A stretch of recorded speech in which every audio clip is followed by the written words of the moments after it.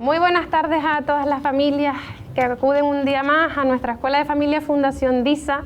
Seguimos en modo online. En esta ocasión contamos con dos amigos pediatras, porque para todos aquellos que nos han seguido a lo largo de las ediciones anteriores, pues estamos intentando realizar un repaso sobre todos aquellos temas, sobre aquellas preocupaciones que tenemos las familias. Pensamos un poco sobre los conflictos que pudimos vivir durante el confinamiento. Después desarrollamos una charla súper interesante sobre el uso abusivo o cuáles habían sido las consecuencias del uso abusivo de tecnología en nuestros niños. Hemos seguido con ese repaso y ahora nos parecía que, ahora que hemos vuelto a la nueva normalidad, ahora que nuestros niños y nuestras niñas están en el cole, salen con nosotros a la calle, y que los chats de familia, los chats de padres y de madres están en muchos casos on fire, hablando mal y pronto, pues nos parecía que era muy interesante contar con dos pediatras que nos ayudaran a poner un poco de luz en todo esto. Tenemos hoy con nosotros a Svetlana Pavlovic, que es jefa de servicio de pediatría del CHUIMI, del materno, donde también es jefa de urgencias pediátricas, que además es la secretaria de la ASIP, que es la Asociación Canaria de Investigación Pediátrica, una entidad con la que la Fundación DISA tiene la suerte de colaborar desde hace ya un tiempo, con los que tenemos en marcha proyectos preciosos que lo que pretenden es ayudar a mejorar en la medida de nuestras posibilidades la vida de nuestros niños y de nuestras niñas, que esperemos que esta relación sea muy larga y muy fructífera. Bienvenida, Svetlana. Muchas gracias. Tenemos también con nosotros a Avian Montes de Oca. Él es pediatra de atención primaria en el Servicio Canario de Salud y es miembro del equipo de intervención del COVID en atención primaria. Muchas gracias por estar con nosotros. Gracias hoy. A ustedes. Hemos recibido un montón de preguntas a través del correo electrónico de las familias habituales a nuestra Escuela de Familia Fundación DISA, y como probablemente recibamos muchas a través de nuestras redes sociales en las que estamos emitiendo esta charla en directo, les pedimos paciencia y les prometemos que con su ayuda les haremos llegar todas estas respuestas a medida que vayamos pudiendo, incluso una vez terminada la charla.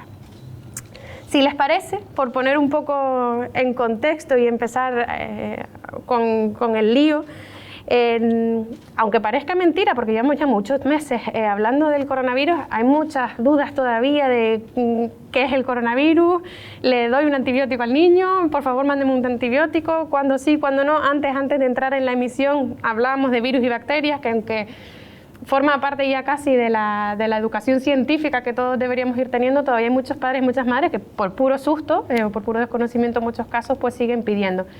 Cuéntenos un poco la visión del pediatra de qué es el coronavirus y cómo afecta a nuestros niños, nuestras niñas. Bueno, Sara, pues si te parece empiezo. Dices que parece mentira, pero realmente este es un virus absolutamente nuevo para todos. Lo es para la población en general y lo es para la comunidad científica. Y aún así se ha generado muchísimo conocimiento en muy poco tiempo, ¿no? Sabemos mucho de este virus. Es más, sabemos más cosas de este virus que de otros que conocemos de hace décadas, ¿no?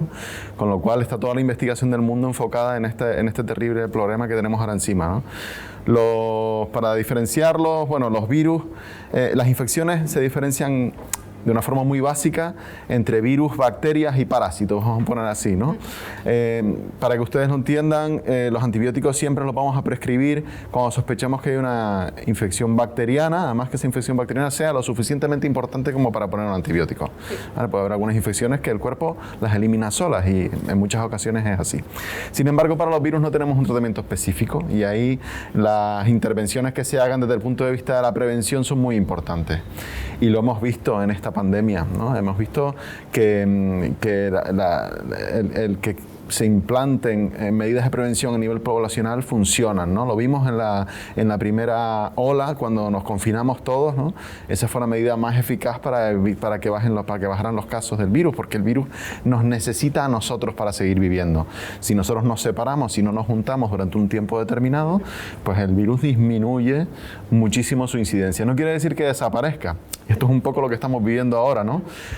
Entre comillas, entre todos nos creímos un poco que esto había desaparecido, que este problema prácticamente se había erradicado, entre comillas, pero claro, el virus seguía ahí y en cuanto nos volvemos a juntar y el verano nos animó, ¿no? En ese sentido, a hacer más actividades al aire libre, a relajarnos un poco, pues volvió a reaparecer un aumento en el número de casos que es lo que estamos viviendo ahora y que de nuevo empezamos a ver a la baja, ¿no? Claro. Los síntomas en los niños, porque claro, los que somos padres y madres de niños chiquititos que vivimos instalados en el moco durante todo el invierno y durante varios años, pues ahora hay un poco de psicosis de Dios mío, tiene estornudos y mocos, O sea, sé que es difícil, pero distinguir unos síntomas de otros, cuándo debe cundir la alarma, cuándo hay que hacer pruebas. Hay mucho desconocimiento en ese sentido en el caso de las familias. No sé si nos pueden orientar un poco. Los síntomas son totalmente inespecíficos, son indiferenciables de cualquier otro catarro. Y ese es uno de los grandes problemas que tenemos, ¿no? Muchas veces decimos, no, pero no tiene fiebre, ¿será posible que no sea coronavirus si no tiene fiebre? No, el coronavirus, de hecho, de los casi 600 niños que tenemos en seguimiento positivos en Gran Canaria, en lo que llevamos de pandemia, el 85% de ellos no tenían ningún síntoma. Esto nos da una idea de cómo puede ser el espectro, ¿no? O sea, puedes tener mocos y puede ser un coronavirus, podría serlo. Entonces aquí entran en juego otros muchos factores que a veces hemos hablado, ¿no? Para ahora decidir pedir pruebas no es solo pensar en la clínica o en los síntomas que tenga el niño, sino quién tiene a su alrededor, ¿no? Claro. Si hay personas realmente vulnerables a su alrededor, en su entorno, que son los que al final más nos van a preocupar, ¿no? Sí, efectivamente, porque síntomas son diferentes, son muy comunes como para cualquier enfermedad respiratoria, sobre todo coronavirus SARS-CoV-2 es un virus respiratorio y esto primero tenemos que tener en cuenta pues estos síntomas, que son muy comunes con otras infecciones víricas respiratorias que sufren nuestros pacientes pediátricos y sobre todo los niños más pequeños, ¿no?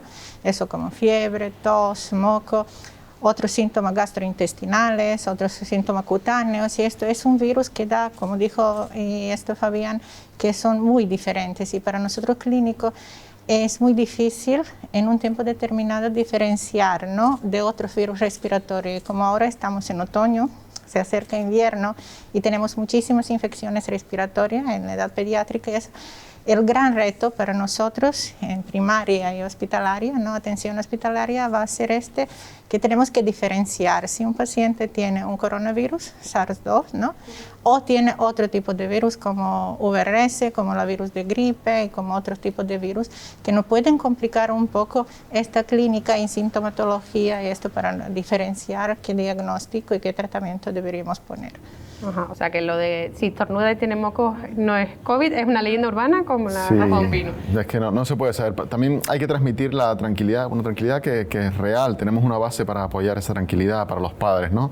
A ver, este virus a los niños no le hace casi nada, en el sentido de que es una rareza encontrar un caso grave de infección por SARS-CoV-2 en niños. O sea, los niños de alguna manera, podemos hablar un poquito más de ellos si quieres, ahora están de alguna manera protegidos contra las infecciones graves, se infectan menos, contagian menos y tienen menos problemas con esta infección. Esto para la tranquilidad de los padres, ¿no? Muchas veces cuando hablamos con casos positivos, los padres por supuesto se preocupan, ¿no? Porque al fin y al cabo es un virus del que conocemos poco, pero lo que sí sabemos es que de todas las series, de todos los grupos de investigación del mundo, demuestran que la afectación en los niños es muchísimo menor que en los adultos y que aumenta conforme va aumentando la edad, aunque por supuesto hay otros factores que empiezan a conocerse. Vale, de hecho teníamos a una madre que nos escribía a través de Facebook que nos decía fiebre y mocos. La pediatra no recomienda PCR, pero en niños positivos con estos síntomas. Va un poco en relación a lo que claro, el criterio de la pediatra. A ver, no podemos hacerle PCR a todo el mundo todos los días. Eso hay que tenerlo claro, ¿no? Por un montón de cuestiones, por cuestiones de operatividad, por cuestión de recursos, por cuestión de estar o no indicado, ¿no? Entonces, de alguna manera, los pediatras tenemos que seleccionar cuándo se le hace, ¿no? Mocos y tos, ¿usted me puede garantizar al 100% que no es un coronavirus? No se lo puedo garantizar, pero tengo que poner algo de cordura. Lo que sí sé es que no le puedo hacer una PCR a los niños cada semana o cada vez que tengan un catarro, ¿no? Y tendremos que poner alguna especie de cordura en ese sentido. Y de ahí es donde vienen los criterios, ¿no? Entre todos consensuamos criterios, que lo hacemos tanto en el ámbito hospitalario como en el ámbito de primaria, y yo creo que ese es uno de los grandes logros que hemos hecho en esta pandemia, ¿no? Unos criterios unificados para decir, mira, pues a este niño sí y a este no. Y ahí se incluye esto que te decía, mira, tos y mocos en un niño que conviva con un abuelito de 92 años, hará que le pidamos la PCR. Porque en este caso, como no lo podemos descartar al 100% y vive con una persona vulnerable, pues a él sí se lo pediremos. Pero si no hay nadie en su entorno de riesgo y ese niño puede quedarse unos días en casa y ver cómo evoluciona, pues a lo mejor a ese no se lo pedimos. O sea, vamos a jugar con distintos factores a la hora de pedir. Por eso las madres en los chats, ¿no? Pues al mío se lo han pedido y al de ella no. ¿Por qué no?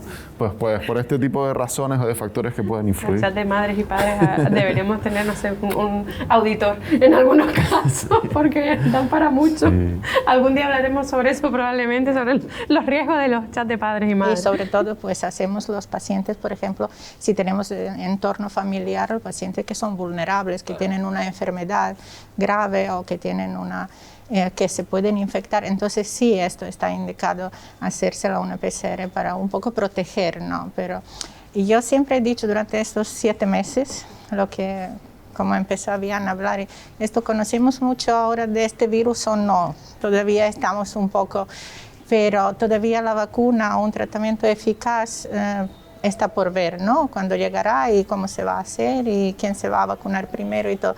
Pero estoy diciendo pues a todos mis compañeros o pacientes y eso, que la mejor vacuna que tenemos ahora es la prevención.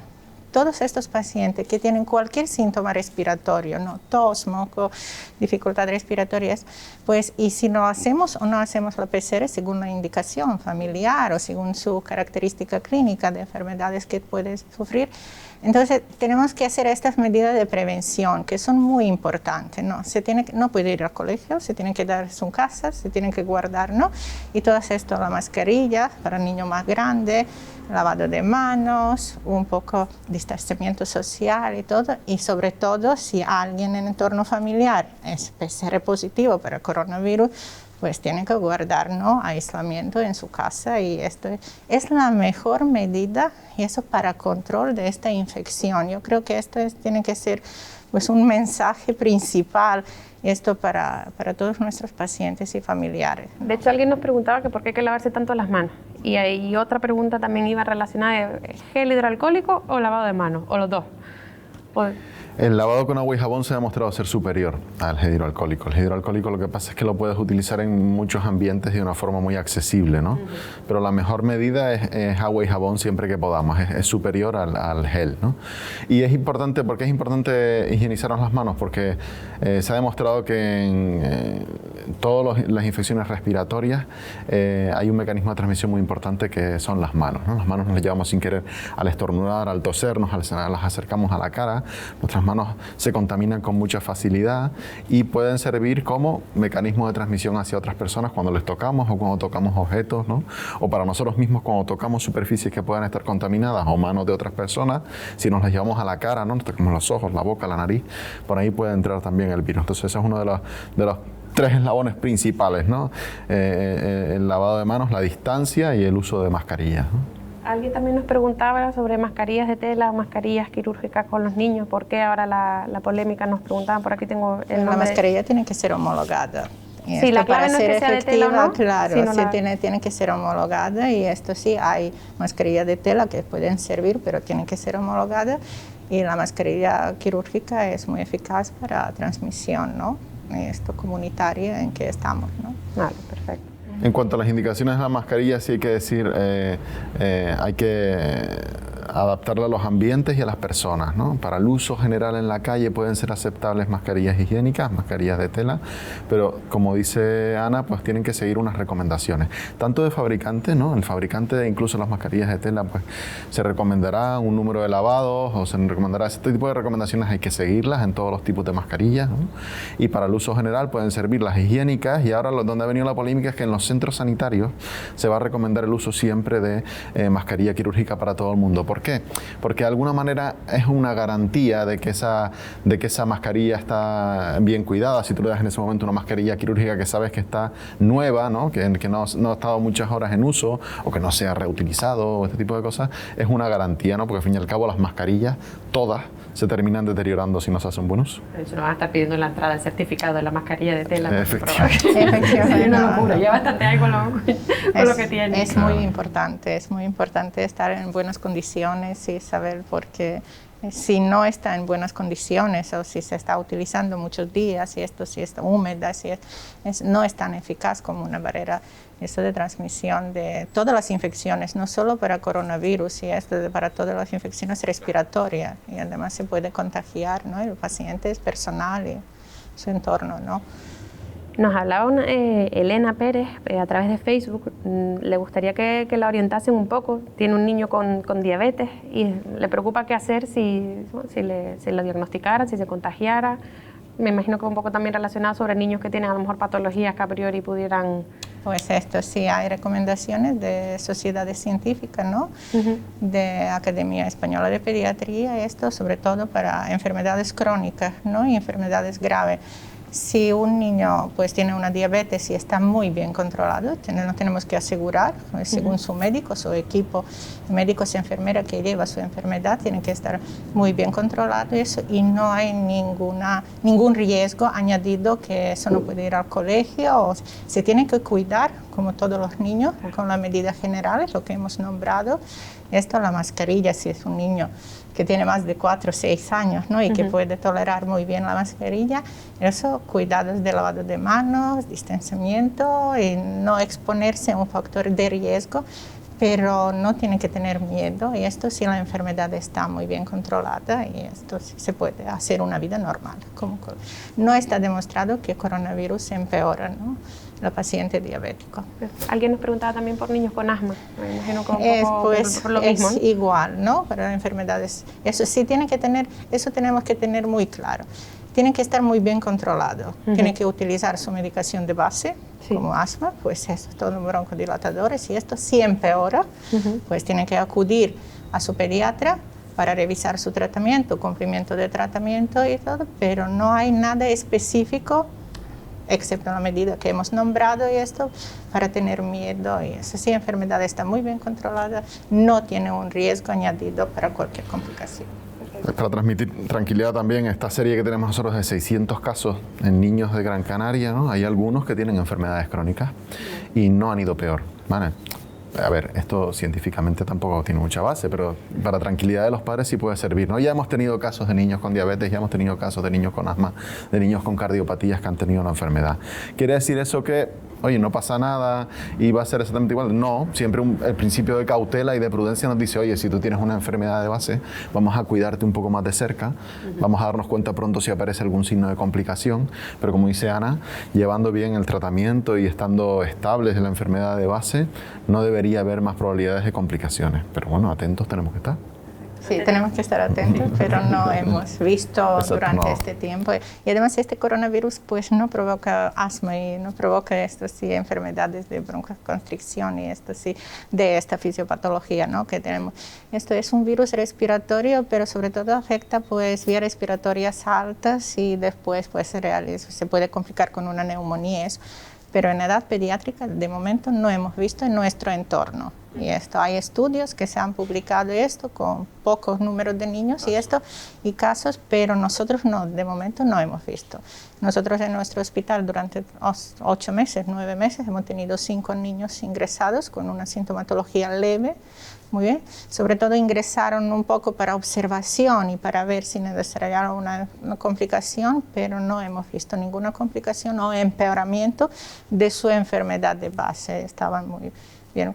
Y esto apoya esta teoría que los niños pues no sufren y estas complicaciones como en edad adulta que hemos visto, y esto que se complican con diferentes complicaciones. De hecho, dejamos antes un poco en el aire el COVID en los niños, ¿cómo va? La prueba es que se complican menos, se infectan menos, contagian menos y se complican menos, ¿no? Y bueno, ha habido diversas hipótesis durante todos estos meses, que parecemos que llevamos años con esto, pero son unos pocos meses. Hipótesis que necesitan tiempo para reafirmarse, claro. Pero de ellos la que más peso va ganando es que quizás otros coronavirus, que ya los tenemos integrados en nuestros catarros mensuales y que nuestros niños hasta el año pasado sufrían en la temporada de otoño, invierno, primavera, pues a cada rato, ¿no? Entrenan de alguna manera su inmunidad, ¿no? Y entonces mantiene algunas de sus células de las defensas están entrenadas a reconocer al primo de este coronavirus y no lo dejan pasar más allá, ¿no? Esa es una de las principales hipótesis y parece que va por ahí. No tanto por los anticuerpos, ¿no? Que puede ser que en los niños no les detectemos anticuerpos de este coronavirus, ¿no? Sino por otros instrumentos que utilizan las defensas del cuerpo, que son las células, son los linfocitos, ¿no? Y algunos de ellos tienen tienen la capacidad de luchar contra diferentes virus parecidos a este y que de alguna manera les entrena. Esa es la explicación que más peso tiene ahora como para explicar esto. Y que bueno, esa inmunidad entre comillas, conforme va pasando el tiempo, si tú no sigues en contacto con esos coronavirus en tu guardería, en tu colegio, en tu instituto, ¿no? Pues la vas perdiendo, y por eso las personas de mayor edad ya no tienen esa inmunidad que les protege y son más vulnerables, ¿no? De alguna manera.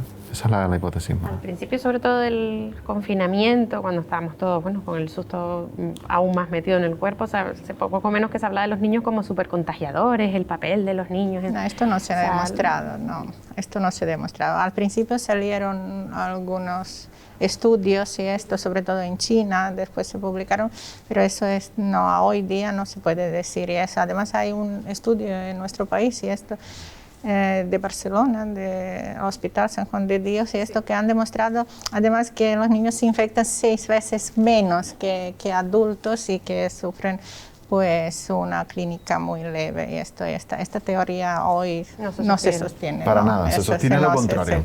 Cada vez hay más experiencias que se publican en muchos sitios del mundo, en Australia, en Francia, en Reino Unido, en Escocia, en China, que demuestra que la vuelta al cole no implica un mayor índice de contagios en una comunidad. Y ahí va desmitificando todo este tema de que los niños son los supercontagiadores.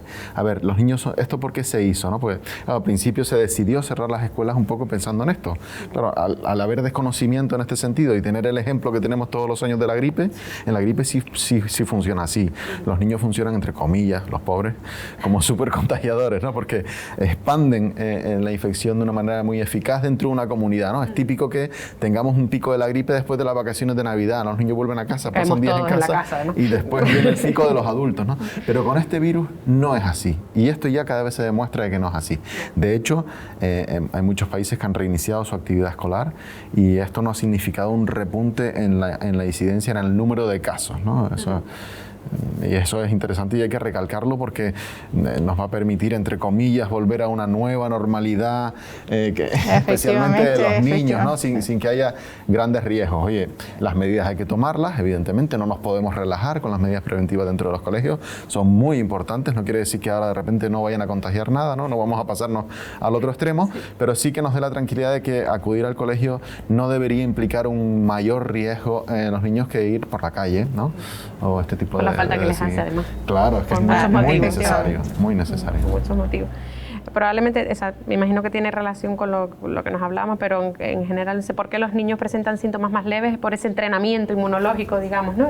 Efectivamente, sí. Porque están expuestos en muchas infecciones respiratorias durante sus primeros años de vida, y entonces sí, este entrenamiento, lo que hablaba Avian, es muy importante para su sistema inmunológico, para la memoria de su sistema inmunológico, y cuando se enfrenta a este virus, que es también un virus respiratorio, esto pues tiene muchísimo más posibilidad, ¿no?, de acatarlo, y de verdad que se ha visto que son infecciones y eso muy leve, como un catarro leve en los niños, y sobre todo los niños de edad escolar, ¿no? Y esto sí, hay unos estudios que pues nos dicen, la semana pasada salió en Lancet, y que además está demostrado si una familia tiene 1, 2 o 3 hijos que son menores de 11 años de edad, y eso, que toda la familia de alguna manera está protegida de coronavirus, ¿no? Porque estos niños que han estado en muchísimo contacto con otros tipos de virus, y esto protege y su entorno y esto de coronavirus, que es muy interesante.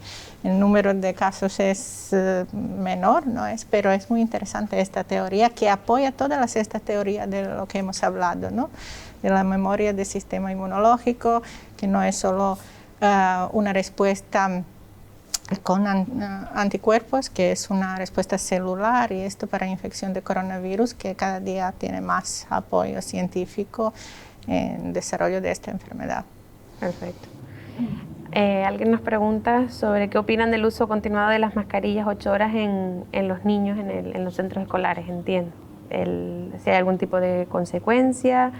Si, por ejemplo, nos pregunta la misma persona si no sería mejor que en el grupo burbuja estuvieran sin ellas. Hay estudios muy recientes que demuestran que el uso continuado de la mascarilla no influye para nada en la concentración de CO2 o en la oxigenación, incluso para hacer deporte, ¿no? O sea, que eso de alguna manera, fuera de la incomodidad que resulta tener una mascarilla todo el día, bueno, al final te terminas adaptando a la mascarilla, pero que no implica ningún daño para el niño en ese sentido, ¿no? Que a veces puede ser una preocupación también, ¿no? Igual se oxigena peor o va a tener algún problema con eso. No, se demuestra que no, ¿no?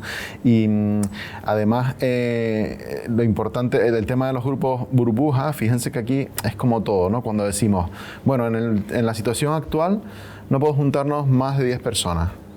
¿Significa que eso nos va a proteger de que haya un contagio? No. Lo único que va a hacer es que va a disminuir la probabilidad. Si te dicen que no puedes juntarte con 20, si no tienen que ser 10, disminuye la probabilidad. Si una medida más estricta es juntarte con 6, disminuye la probabilidad, pero desde luego no va a ser 0, ¿no? Pues esto es algo parecido, ¿no? Los grupos burbuja nos ayudan a disminuir la probabilidad. Pero claro, todos esos niños van a su casa, que tienen contacto con su familia, que a su vez tiene contacto con tantos más. O sea que el grupo de burbuja, entre comillas, se diluye en el plano familiar. Es fácil de entender esto, ¿no? Pero bueno, de alguna manera, si tú evitas que tenga contacto con otros grupos, oye, sí que vas a disminuir la probabilidad. Es un poco para explicar de que, oye, el grupo burbuja nos sirve para lo que nos sirve, que es disminuir las posibilidades de contagio, pero no nos la va a llevar en ningún momento a 0, ¿no? No nos va a permitir relajarnos completamente y no hacer el resto de las medidas preventivas. El parque. No existe riesgo cero. La pregunta sobre el parque. El parque, que bueno, enseguida lo cerraron cuando llegaron muchas de las medidas, pues fue muy cuestionado, decir bares sí, parques no, ha habido como mucho movimiento. ¿Es de verdad un sitio peligroso en cuanto al contagio? O sea, los niños no, pueden mucho ir al más parque. peligroso es un bar, desde luego, es mucho más peligroso es un entorno cerrado, poco ventilado como un restaurante donde hay mucha gente, mucho más peligroso es que los niños jugueteen alrededor de las terrazas de los bares con mucha gente adulta sin mascarilla. O sea, esos son los entornos más de riesgo, ¿no? Los niños con su etiqueta respiratoria jugando en un parque, que además antes de entrar en el parque todos los pares le ponen un poquito de gel, eso es un sitio muchísimo más seguro que la terraza de un bar, eso sin duda. Efectivamente, ¿no? efectivamente. Eso los pediatras lo tenemos clarísimo. Sí, sí. Vale. Se agradece también. Los niños se tienen... Porque ahora está como el segundo demonio traído a la tierra es el parque. Los niños tienen que jugar, tienen que ir al colegio, los niños se tienen que desarrollar de una manera normal y educarlo, esto de medidas generales de cuidados. Después cuando vuelve de parque, pues esto se quita la ropa, quita zapatos, se lava las manos y eso es todas las medidas que son recomendables, ¿no? Medidas generales para cualquier ámbito eso, pero sí puede estar seguro, veamos más el riesgo, seguro, claro. Veamos el riesgo en los sitios, en los entornos cerrados, donde haya mucha gente, especialmente muchos adultos sin mascarilla. Veamos el riesgo ahí, ¿no? O sea, intentemos evitar, así que ya se puede decir esto, ¿no? O sea, intentemos exponer a las personas que puedan tener vulnerabilidad, ¿no? A estar en entornos donde haya mucha gente encerrada en un sitio sin mascarilla. Eso es algo que nos parece evidente, pero que a veces hay que decirlo, ¿no? Oye, vamos a quedar con los abuelitos para cenar en tal restaurante. Mira, pues no es el momento de hacerlo, ¿no? Ahora, ahí esos son los sitios donde más riesgo de contagio hay, ¿no? Para los abuelos, para los niños, para todos. Exacto, para todo el mundo, ¿no? Casi es mejor pues, vernos al aire libre, en una actividad al aire libre, idealmente donde no haya mucha gente, ¿no? Ahí va a ser mucho mejor. Mucho menos riesgo que en los entornos cerrados, ¿no? Yo creo que tenemos que aprender para controlar esta pandemia, esta epidemia en que estamos viviendo. No sé cuánto tiempo nos va a llevar. Yo creo que 1 año, 2 años más, sí, con mascarilla, con todas las medidas de seguridad y eso. Pero tenemos que cambiar nuestros hábitos. Si somos conscientes de todos los peligros que existen en nuestro entorno, lo que habían estado hablando, pues yo creo que corregir un poco estas medidas, ¿no? Sociales, estas medidas de encuentros y esto sí podemos encontrar un mecanismo de un buen control de esta pandemia y yo creo que esto es principal. Esto sí. Para todos, para los niños, para adultos. Que nos lo permita la ley no implica que tengamos que hacerlo, ¿no? Eso es muy latino. En Alemania sería al revés. Todo prohibido, sabemos que está permitido. Aquí es al revés. ¿Y por qué no tienes mascarilla? No, porque me estoy tomando un café. Y bueno, pero o sea, siempre se busca la excusa para quitarte la mascarilla, ¿no? Claro. O sea, que nos lo permita la ley no quiere decir que tengamos que hacerlo. O sea, todos hemos cambiado un poco y yo creo que tenemos que seguir con estos cambios y porque tenemos que hacerlo. Es la mejor medida y esto para controlar este virus. Yo creo que además los niños nos sorprendieron mucho durante el confinamiento porque fueron unos auténticos campeones y campeonas, lo soportaron mucho mejor que nosotros en muchos casos. Y ahora en muchos casos son el reflejo de nuestros miedos como adultos, pero ellos se acostumbran enseguida interiorizan mucho más rápido las normas que nosotros, las recomendaciones. Se adaptan a vivir en nuestro horrible mundo de adultos, ¿no? Imagínate si se incapacidad. Y los niños nos corrigen a nosotros. ¿No? Sí, Tienes que lavar esto. Nos enseñan ponte la mascarilla. en todas las situaciones de este tipo que para nosotros, que ya tenemos aprendido, ¿no? Una serie de normas, una serie de actitudes, ellos nos enseñan porque ellos tienen la capacidad, la flexibilidad, la plasticidad de adaptarse a las cosas nuevas, ¿no? Y mostrártelas así en la cara, ¿no? Y decirte, mira, y además yo hacerlo bien, ¿no? Hacerlo bien. Exacto, mira, aprenden a esquiar en 2 días, ¿no? Pues aprenden a usar la mascarilla, pues todo tipo de, en las enfermedades crónicas, ¿no? Los niños con enfermedades crónicas te dan lecciones todos los días de vida, ¿no? Que es algo que a ti te cuesta un mundo como padre, ¿no? Como madre, ¿no? Pues ellos te lo enseñan. Son conscientes, claro. Son conscientes de su enfermedad y si se enseña a protegerlo, y esto es un plus y un control de la enfermedad, pues que nos da resultados a largo plazo. Esto es muy importante. Cada día tenemos que repetir miles y miles de veces para hacerlo bien, de verdad. Hasta que no salga la vacuna, es la única manera de controlar esta infección. Nos preguntan también sobre los efectos psicológicos. No sé si ya en atención primaria o en el materno ya o se han visto a lo mejor algunas consecuencias de ese confinamiento, de algunos casos un poco más complicados, o no, o los niños. Sobre todo en la edad de adolescente, y los niños que tienen más de 13, 14 años, 15, hemos visto empeoramiento. Yo no sé si es un confinamiento, si son las medidas estrictas que hemos ampliado para control de la pandemia, o son los niños que son vulnerables por su estado mental o psicológico o viven en torno de una familia que no tiene todas las condiciones para controlar muy bien la infección. Entonces hemos visto y hemos experimentado pues muchísimo más ingresos de patologías psicológicas, psiquiátricas, y esto sí durante estos meses. Esto sí hemos visto. Sí, son diferentes factores, son condicionantes para su enfermedad, además alguna enfermedad de base que tienen nuestros adolescentes, pero sí hemos visto mucho más ingresos en estos tiempos al hospital que en otros tiempos sin pandemia. Nos preguntan, de hecho, que cómo se puede ayudar a los menores que manifiestan miedo a salir a la calle después por el virus. O sea, ya no solo después del confinamiento, sino, claro, al fin y al cabo se les inocula ese miedo al virus, a infectarte, a contagiar, y hay niños que tienen problemas. Es inevitable, ¿no? Esto no podemos controlar. Esto yo creo que lleva cada persona, ¿no? En su ser y en su manera de vivir y de aplicar todo lo que tenemos que aplicar, ¿no? Y seguir. Yo creo que esto no se puede controlar. Normalmente los niños aprenden no lo que tú quieres que aprendan, sino lo que ven, ¿no? Claro. Entonces, claro, pues al fin y al cabo esto implica un mecanismo reflexivo de nosotros adaptarnos también a la situación, ¿no? Y intentar minimizar el miedo que expresemos también hacia ellos, ¿no? Si esto lo ponemos de una forma muy exagerada, el miedo que tenemos a la infección, esto se lo vamos a transmitir a ellos y es imposible de evitar, ¿no? Entonces, de alguna manera, llevar una labor pedagógica en el sentido de reintegrarnos a un ambiente que hasta hace unos meses les decíamos que era un peligro máximo, y lo tenemos que ir cambiando el discurso y nos podemos servir incluso para ellos, decir, mira, pues todo lo que se va descubriendo, dependiendo de la edad del niño, claro, pero todo lo que se va descubriendo, pues resulta que nos permite hacer esto o esto otro que antes no podíamos hacer, pero siempre con estas medidas, y esto es como todo, una labor de aprendizaje y transmitirles la tranquilidad que ellos necesitan. Esto es muy fácil decirlo, ¿no? Pero es muy difícil hacerlo a veces, como sabes, y los padres lo saben, ¿no? O sea, yo puedo intentar que mi hijo aprenda tal o cual cosa, pero si mi hijo ve que yo hago tal otra, lo que va a aprender es tal otra, ¿no? Entonces, pues esto es un poco lo mismo. Mi casa de confinamiento fue una fiesta y mi hija, la pequeña, le costó muchísimo. Claro, depende de entornos familiares. Nunca se sabe, también depende, pues eso lo hablábamos antes de empezar, lo sensible que sea el niño. Claro, hay muchos factores, lo que haya visto, lo que haya oído, que uno no sepa que ha oído, que eso también a veces pasa. Influyen muchas cosas.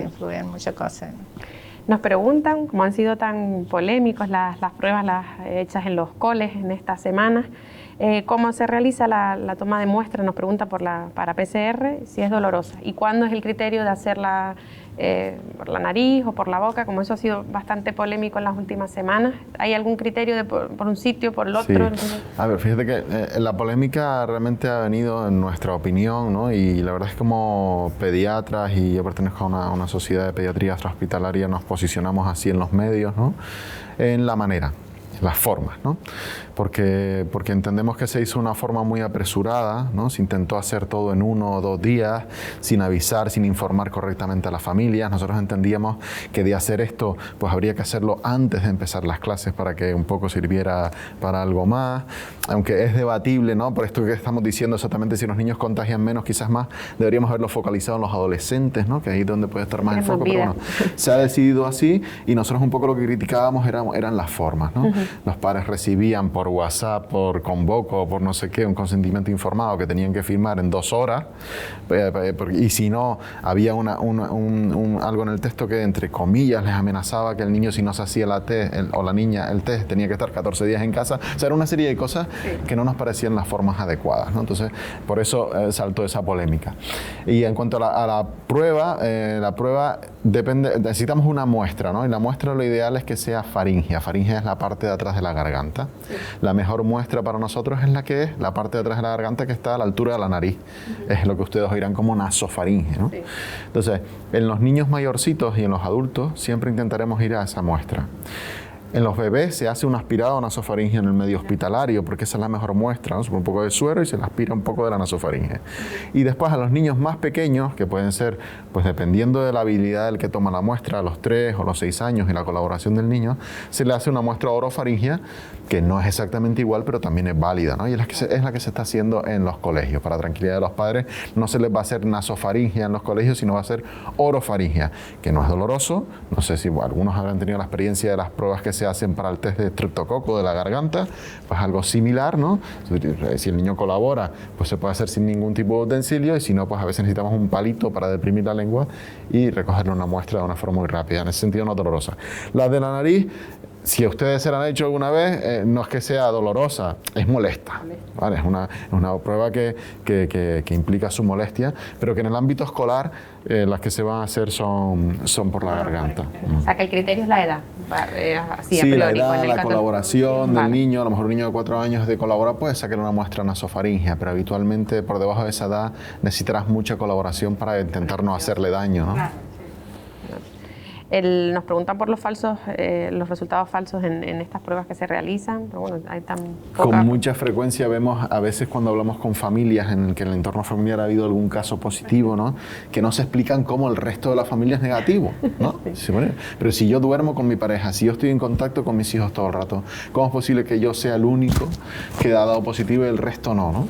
Pues eso puede ocurrir porque hay muchas cosas que no conocemos de la enfermedad todavía, y quizás pues haya una susceptibilidad individual, o sea que no todos podamos tener los mismos boletos para tener la infección, y que de alguna manera alguien esté naturalmente protegido por lo que sea, ¿no?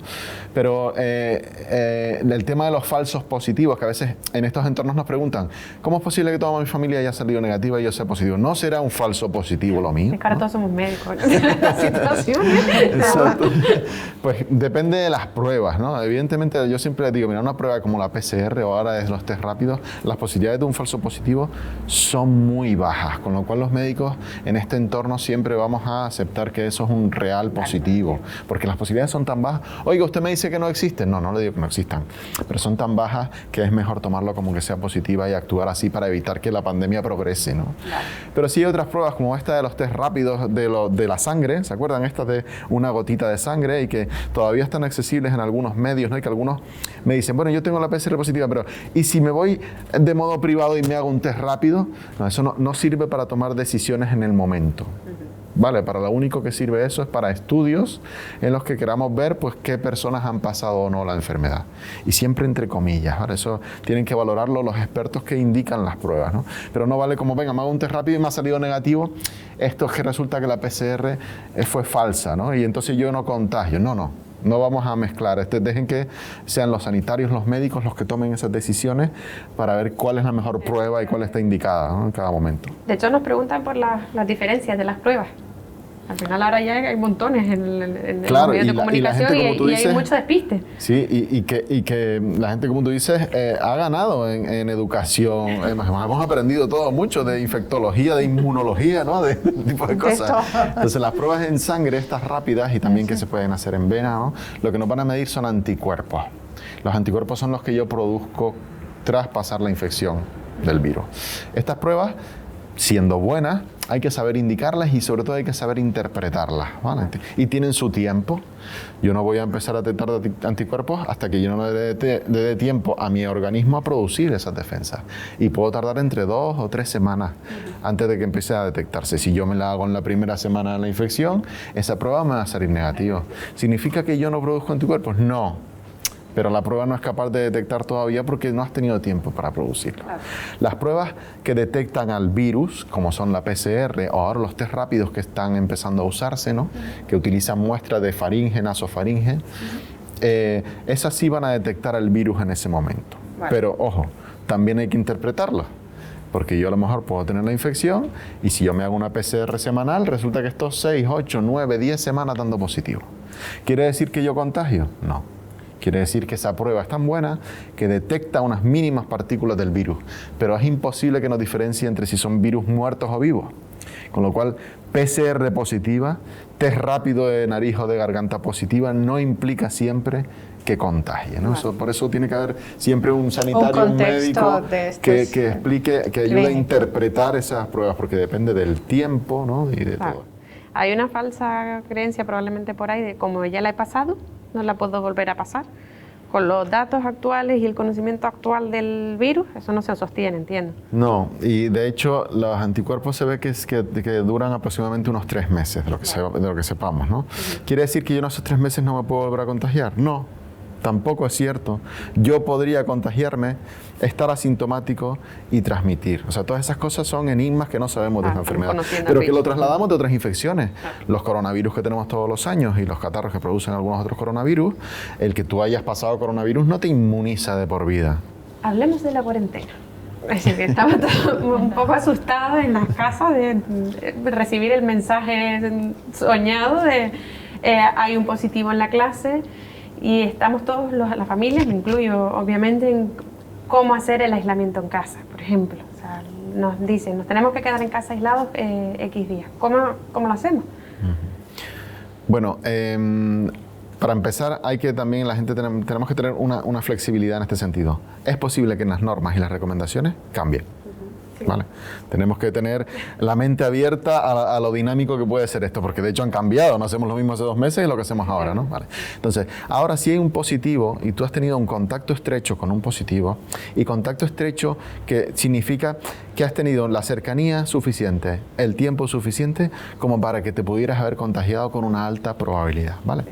Desde luego no es lo mismo que si tú ahora mismo, si no tuviésemos mascarilla y yo fuese positivo, tú serías un contacto estrecho mío si no llevásemos mascarilla.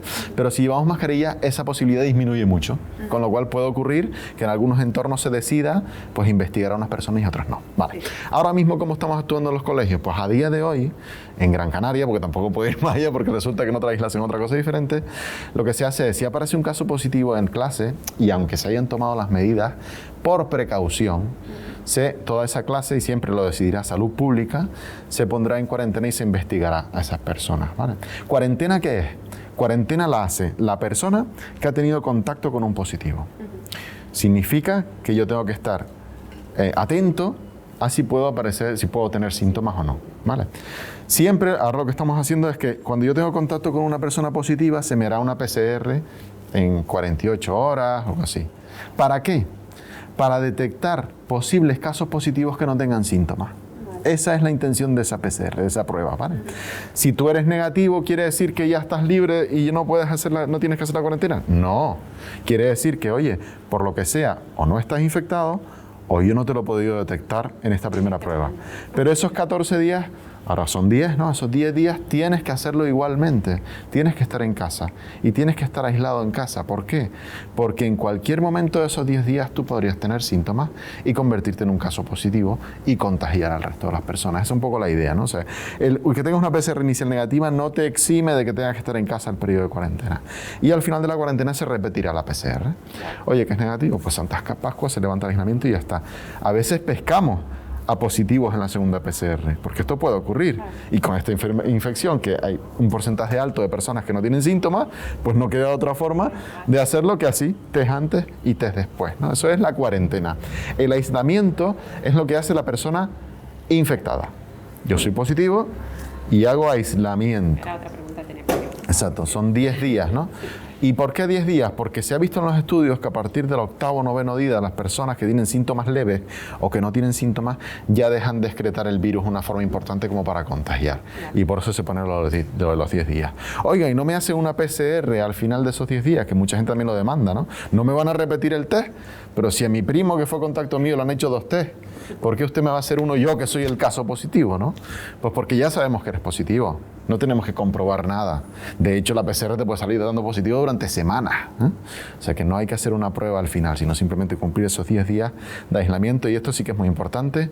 Cuarentenas y aislamiento, hay que cumplirlas. Hay que cumplir. Hay que cumplir. Esto es muy importante. Sí, bueno, sale mucho. No significa nada hacer la PCR y después salir y pasear con una PCR positiva. Esto es un riesgo para los demás. Y esto yo creo el mensaje tiene que ser clarísimo en nuestra sociedad. No puede ser un caso tener una PCR positiva y estar por ahí. Esto se tiene que, yo no sé de qué manera, y esto si la gente no son cuidadosas o no son conscientes del peligro que exponen para otros, pero eso sí, yo soy partidario de alguna manera castigarlo o de alguna manera pues hacerle esto, porque esta irresponsabilidad pues puede traer muchísimas complicaciones. Esto es el mensaje principal. No nos sirve, yo siempre he dicho, realizar muchísima PCR. Y esto, como al principio hemos dicho eso, si ahora no hacemos caso a esta PCR. No podemos ir a comprar, no podemos ir a grandes almacenes, no podemos ir y salir a cenar con nuestros amigos. No, tenemos que ser consecuentes y tenemos que estar aislados porque somos un caso y tenemos una prueba que nos dice que tenemos que guardar este aislamiento. Es muy importante. Sobre todo porque es engañarnos a nosotros mismos como sociedad, ¿no? Efectivamente. Y esto, el virus, fíjate que es un virus, perdón por la palabra, puñetero, ¿no? Porque claro, tiene la capacidad de transmitirse gracias a personas que no tienen muchos síntomas, o sea, que no son personas que van a estar en casa porque se sientan gravemente enfermas, ni mucho menos. Tiene esa capacidad de transmitirse en la población y después ataca y produce mortalidad. O sea, una mortalidad importante, como estamos viendo, ¿no? O sea, que no le hagamos el juego al virus. Solo nosotros podemos pararlo. Cuanto más nos engañemos, pues peor nos va a ir. Claro. ¿Cómo se gestiona esto? Pues un adulto fácil, pero mi casa, niña de 5 años, hermana de 3 años, padres que trabajamos, en la clase de la de 5 años, un positivo, mandan a la de 5 a casa. ¿Cómo se gestiona eso? Pues mira, cuando los niños son pequeños, como los tuyos, siempre decimos, entre comillas, que se tendrá que sacrificar uno de los padres para hacer aislamiento en una habitación. Entonces esa persona, siempre decimos, bueno, pues la persona que tenga menos riesgo, claro, entre dos padres, oye, que la mamá está embarazada, pues ahí no está indicado, ¿no? Que sea el papá, ¿no? O lo que sea. Pero siempre habrá un adulto que decida confinarse en la habitación con este niño que está en cuarentena, o esta niña que está en cuarentena, ¿no? Y bueno, de alguna manera hacérselo más ameno en ese periodo. Las medidas con el resto de los convivientes tienen que intentar ser lo más estrictas posible. En ambientes ideales debería haber una habitación donde esté esta persona, en este caso niño o niña con su adulto acompañante, extremando las medidas de higiene de manos. Idealmente, si pudiesen usar un baño ellos solos, yo sé que esto es imposible en muchas casas. Si no fuese posible, pues cuando utilicen ese baño después lavarlo con agua y lejía. Higienizar todos los lugares de la casa donde más toquemos, los interruptores, los pomos, esto a diario con agua y lejía. Y las personas que están en cuarentena, que también es aplicable a las personas que estén en aislamiento, cuando estén por las zonas comunes de la casa, intentar evitar tocar todo y usar mascarilla y distancia con el resto de las personas. A ver, me dicen, es que esto es imposible. No, imposible no es. Es muy difícil y, como dice Ana, implica cambiar nuestros hábitos, pero es que tenemos que adaptarnos a la situación en la que estamos. No, la última pregunta que tenía por aquí era, ya la has contestado, es decir, si nos han hecho una PCR por ser contactos de un caso y sale negativa, ¿por qué tenemos que quedarnos en casa 10 días? Ya está más que contestada. Sí, porque hoy somos negativos, pero como estoy en cuarentena, el virus puede tardar en desarrollarse en mí unos días, ¿no? Y al día 2 doy negativo en la prueba y yo no me siento mal ni tengo ningún síntoma, pero de repente empiezo con fiebre el día 4. O soy positivo el día 6, ¿no? O sea que, en principio, esto hay que tomarlo muy en serio. Acaban de avisar que tenemos que ir terminando. No sé si hay algo que quieran añadir, que se nos haya quedado en el tintero, que les parezca, o incluso que hayamos dicho, pero que les parezca importante aprovechar los 5 minutos del final para recalcar o para incidir con más fuerza. Es el momento. El mensaje en general que tenemos que transmitir a nuestra población, sobre todo a nuestra población de edad pediátrica, ¿no? Que los niños se infectan menos, los niños no son súper contagiadores, pueden ir al parque, pueden jugar con la medida de prevención y medidas generales que establece la salud pública, ¿no? Pues tienen que ir al colegio. Ese colegio es para su desarrollo mental, social, educativo, es muy importante, no podemos aislarlo de nuestra sociedad, porque cuando pase coronavirus podemos encontrarnos con muchísimas enfermedades y también de difícil control, sobre todo enfermedades pues mentales, enfermedades crónicas, y esto que dentro lo veremos, ¿no? Ojalá que no sea así. Pero tenemos que transmitir a nuestra sociedad este mensaje: la prevención, la prevención y la prevención. Medidas generales, hacer caso a salud pública, hacer caso a nuestra sanidad y ser consciente que este virus podemos controlar y podemos ganar solo si estamos todos juntos y si hacemos todo coordinado. Nosotros, yo creo que es un logro que tengo que destacar. Y esto en nuestra sociedad, sobre todo hablo de Gran Canaria, esto desde el principio con nuestros compañeros de atención primaria, de equipo de control de coronavirus, y esto con nosotros dentro del hospital, yo creo que hemos conseguido controlar virus en edad pediátrica, ¿no? Y entonces todos nuestros pacientes que han sido positivos, que han tenido cualquier problema respiratorio o no respiratorio, han sido observados, vigilados, y esto por atención primaria de una manera pues excelente. Y yo creo que eso es un plus para el control de esta infección, y yo creo que vamos a seguir así y que no tenemos que tener miedo, que podemos controlarlo muy bien. Si hacemos como hasta ahora, con nuestros protocolos consensuados, con nuestro control que tenemos, nuestra observación dentro del hospital, y podemos controlar muy bien esta epidemia. Esto sirve para destacar también el valor que tiene el pediatra en la atención primaria, ¿no? Que es una figura que hay algunos colectivos que quieren extinguir, ¿no? Y que para nosotros nos parece tan importante que haya pediatras en la atención primaria, porque la labor que hacemos desde la atención primaria es muy importante en este sentido. También preocupa mucho a las familias el tema de las consultas telefónicas, ¿no? Ahora pedimos casi, para una consulta presencial, la gente tiene la sensación de que ¿qué tiene que ocurrir? ¿No? Pues no se preocupen, porque pidan la telefónica y será el profesional, el pediatra, la pediatra, el que, sabiendo qué caso es, conociendo al niño, viendo los síntomas que tiene, va a decidir si verlo o no. Y lo único que va a hacer es que le va a dar una cita para una cita presencial en un entorno que sea seguro. Ya no podemos tolerar el que haya muchos niños en una sala de espera, corriendo de aquí para allá y las urgencias manejadas de aquella manera, ¿no? De esta manera se puede gestionar mejor esa visita. No quiere decir que no lo vaya a explorar o no la vaya a explorar. Va a explorarlo si es necesario, pero lo hará en un entorno que sea seguro, especialmente para ellos, para que no que se contagien entre sí, que al fin y al cabo es lo que implica la gestión de esta Hemos cambiado consultas, nuestra manera de trabajar, pero eso no significa que no es segura. Es más segura porque tenemos unos circuitos diferentes, que la atención es más segura, no estamos mezclando los pacientes con diferentes patologías, y eso es muy importante para mejor control, y en primaria y en hospitalaria, ¿no? Atención hospitalaria, y sobre todo ahora cuando llega otoño, invierno, cuando vamos a tener muchísimas infecciones respiratorias como bronquiolitis, como la gripe y como todo. Entonces ahí tenemos que respetar un poco estas medidas todos, ¿no? Profesionales, los padres y con nuestros pacientes para poder reorganizar y controlar muy bien todo lo que nos viene, ¿no? Esto es muy importante, ¿no? Hay que recordar también, ahora que nombras la gripe, ¿no? Sí, que estamos empezando la campaña de la vacuna de la gripe y no se olviden que los niños que tienen factores de riesgo y que tienen enfermedades crónicas deben vacunarse contra la gripe, no solo ellos, sus convivientes. Y si los niños son convivientes de personas vulnerables también. O sea que pidan cita con su pediatra, con su enfermera de pediatría para que se vacunen de la gripe y aumentar la protección en este otoño-invierno que viene, ¿no? Para poder llevarlo de una manera correcta. Perfecto. Pues Ana, Avian, muchísimas gracias. Gracias a ustedes. Gracias por dedicarnos a ustedes por este ratito. invitarnos. Muchas gracias a todas las familias que han estado con nosotros por aquí. Les recordamos que, como es habitual con el resto de sesiones de Escuela de Familias, esta charla se queda disponible en los canales de la Fundación DISA porque, para verlo en otro momento o poder pedir o sugerir a algún amigo o familia que lo vea más adelante. Muchísimas gracias por estar con nosotros y hasta pronto.